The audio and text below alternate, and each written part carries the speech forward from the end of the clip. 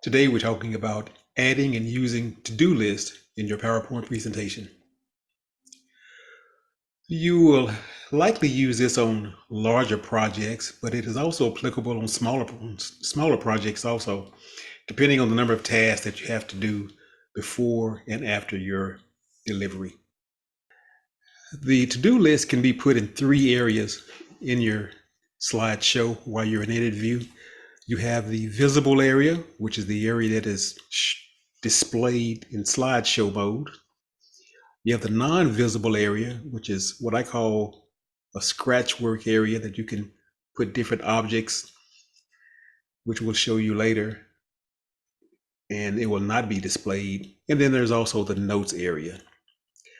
My examples, what I've used in the past has been the visible area.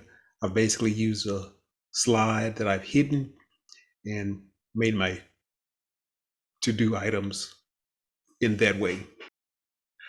I normally put the hidden slides at the front of the slide deck, just after the title, and make sure they're hidden so they will not be projected to the audience. In the non-visible area, you need to be consistent where you place them because it will be on each or multiple slides. And then which quadrant will you use?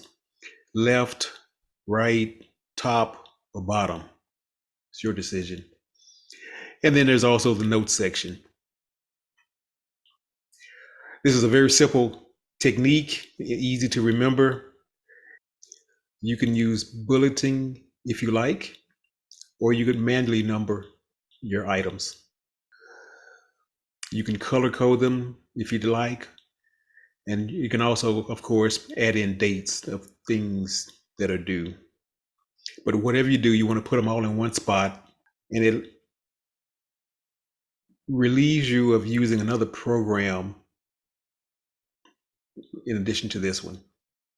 And it should be a little more memory efficient.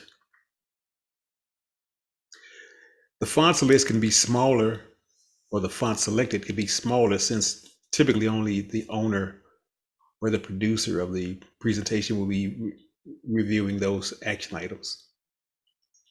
You may want to set priorities like 1A, 1B, 1C, and you can add other formatting if you so desire: bold, italics, bulletin we've talked about, and highlighting.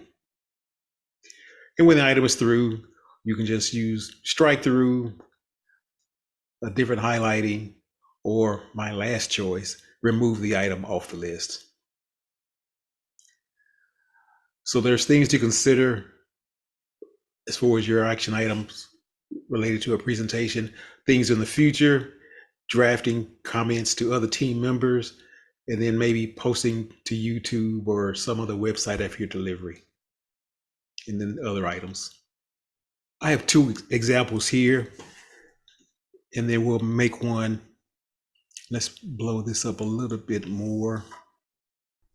This is a to-do list from one of my from my racquetball association, and as you can see, in this year I only had really 7 or 8 items to do, or at least listed, and you can look at those. Where 9 years later, just adding more detail,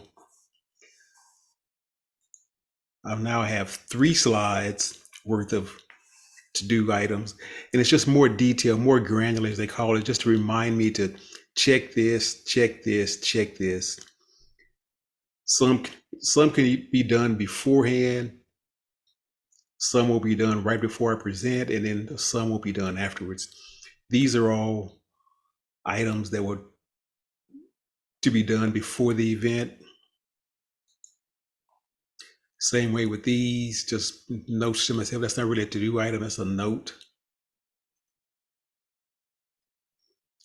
And then this third one, hopefully you can see that is more things to do afterwards. Clean up the file for YouTube, develop a syntax, which I have the syntax here, add the transitions, and then it doesn't show it here. Upload these 3 files from the main presentation. So let's make a real quick example here.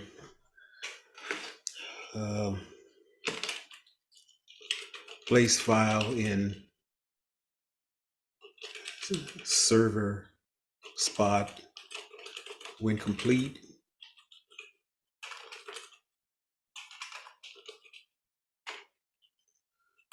Send to manager by 12:1. Make backup copy for personal retention.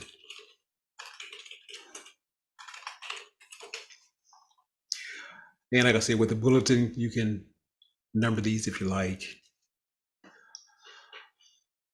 Now with the same, let's just copy this and reduce. You could put another set out here.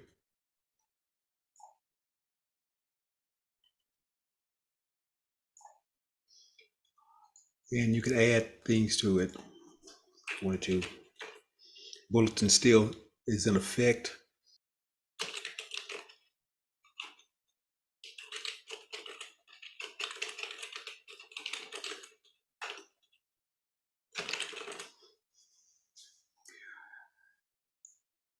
And to show you one more version in notes, we can't copy the image, so we'll have to copy the actual text in the file or in the object. Copy, go into the notes, and you have them there. And I believe the bulletin will continue.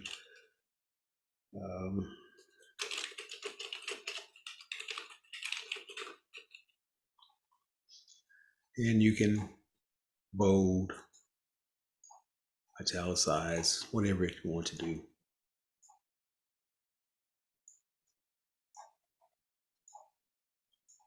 So those are the three areas. This is the visible area, the non-visible area, and the notes section. So to summarize, you want to review your action items or to-do list items frequently. You can use the whole slide, the notes area, or the non-visible area for your to-do list. You can color code them if you like. You can bulletize them if you like, and definitely want to apply appropriate dates that are due in the future. So you basically want to take advantage of the space available to store the items to be done.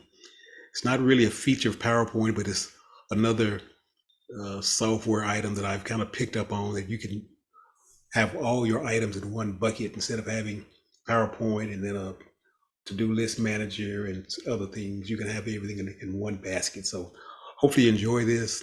Hopefully you can use it. It's pretty simple. Let me hear from you. Be sure to like, share, subscribe, and comment on this and any other videos. Happy PowerPointing.